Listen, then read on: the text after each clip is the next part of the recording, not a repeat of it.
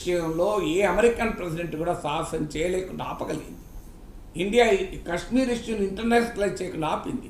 పాక్ ఆక్రమిత కశ్మీర్ను కైవశం చేసుకోవాలని ప్రజలు భావిస్తుంటే కశ్మీర్ సమస్యను తీసుకెళ్లి ప్రపంచం చేతిలో పెట్టి ట్రంప్ మధ్యవర్తిత్వానికి ఎగబడుతుంటే ప్రధానమంత్రి పరోక్షంగా కూడా ట్రంప్ మాటల గురించి మాట్లాడతలేదు. పరోక్షంగా, ప్రత్యక్షంగా మాట్లాడకపోతే డిప్లొమాటిక్ నైసిటీస్ అడ్డమస్తాయేమో. ఆయన ట్రంప్ దగ్గర నైసిటీ ఏమున్నది? ట్రంప్ ఎట్లా మాట్లాడుతున్నాడు? లెట్స్ స్టార్ట్ అని అంటే ఆగిపోయింది దెబ్బకు. ట్రేడ్ చెయ్యా అని బెదిరిస్తే దెబ్బకు ఆగిపోయినారు. అండ్ మీరు కనుక యుద్ధం కంటిన్యూ చేస్తే నేను ట్రేడ్ చెయ్యా, యుద్ధం ఆపితే మీతో మరింత ట్రేడ్ చేస్తా. ట్రేడ్ ఇంత బ్రహ్మాండంగా ఎవడాపింది? నాలా ఎవరు పెంచుకోలేదు.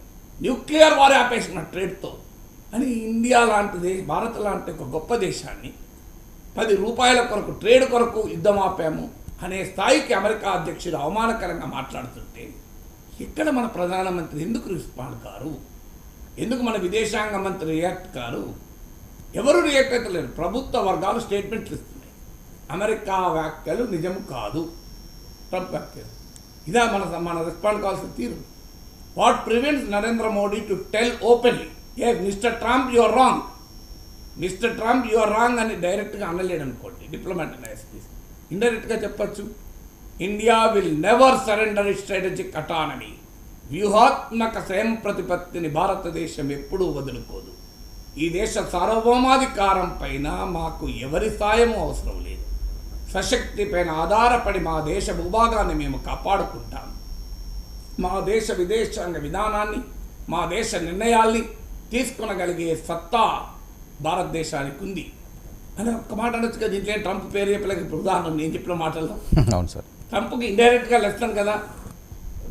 సో కాల్పులను జరపాలన్నా, కాల్పులను విరమించాలన్నా అది సార్వభౌమాధికారంతో భారత్ తీసుకునే నిర్ణయం.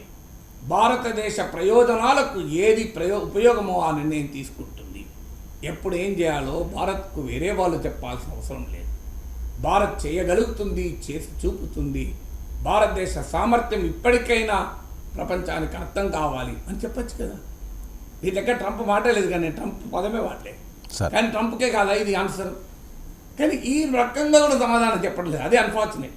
ట్రంప్ వ్యాఖ్యల పైన ప్రధానమంత్రి స్థాయిలో there is absolutely no direct or indirect reaction.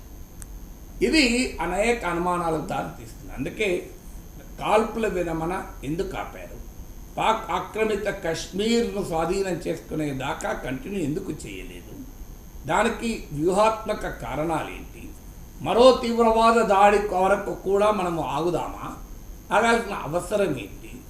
Pakistan నుంచి ఏ అష్యూరెన్స్ వచ్చింది తీవ్రవాదాన్ని ఎగుమతి చేయమని? ఆఖరికి పహల్గాం దాడికి పాల్పడిన వారు కూడా ఇప్పటికీ దొరకలేదు కదా. మీరు ఎందుకు అర్ధాంతరంగా ఆపారు అన్న ప్రశ్నకు దేశ ప్రజలు కోరుకుంటున్నారు ఒక సంతృప్తికరమైన సమాధానం. ఇది ఇప్పటికీ కూడా తప్పు చేశారు కాల్పడున్నానా అనే స్టాండ్ నేను తీసుకోవడం లేదు. ప్రభుత్వం తీసుకునే నిర్ణయం ఇస్ అ గవర్నమెంట్ ప్రెరగేటివ్ అంటున్నాను. గవర్నమెంట్కి అన్ని సంపూర్ణ వివేకంతోనే తీసుకొని ఉంటుందనే నమ్ముతున్నాను. కానీ ఈ ప్రశ్నలకైతే ఆన్సర్ చెప్పాలి కదా దేశ ప్రజలు. రెండవది, అమెరికా జోక్యాన్ని భారత్ అనుమతించిందా? అమెరికా జోక్యాన్ని అనుమతిస్తే ట్రంప్ నిన్న కూడా సౌదీ ఇన్వెస్ట్మెంట్ ఫోరంలో మాట్లాడుతూ అంటున్నాడు, భారతదేశ స్ట్రాటజిక్ అటానమీని మనం వదులుకున్నామా? అమెరికాకు రాజీ పడుతున్నామా? మనము పాకిస్తాన్తో అంశాన్ని, కశ్మీర్ అంశానికి అమెరికా చేతిలో పెట్టామా?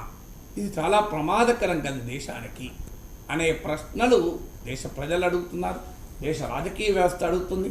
రాబోయే కాలంలో ఇదొక మేజర్ పొలిటికల్ డిబేట్గా మారబోతుంది. ఆ కాంటెక్స్ట్లో మోడీ సంతృప్తికరంగా సమాధానం చెప్పలేకపోతే దీనికి పరిష్కారం మళ్ళీ భావోద్వేగాలతోనే ఉపన్యాసాలు ఇస్తానంటే I don't think the stage has gone. భావోద్వేగాలతో ప్రజలు సంతృప్తి పడరు, యాక్షన్స్తో సంతృప్తి పడతారు. యాక్షన్ చూసిన ప్రజలు ఉపన్యాసాలతో సంతృప్తి పడరు. సార్, ఈ న్యూక్లియర్ అంశం ఏంటి సార్? లక్షల మంది ప్రాణాలు కాపాడారని ట్రంప్ అనడం యుద్ధానికి సంబంధించి అంటే అంటే అమెరికా వాదన ఏంటంటే మాకు ఇంటెలిజెన్స్ సమాచారం ఉంది, పాకిస్తాన్ న్యూక్లియర్ అటాక్ వెళ్ళవచ్చు అనే అనుమానం వెళ్తుంది అనే సమాచారం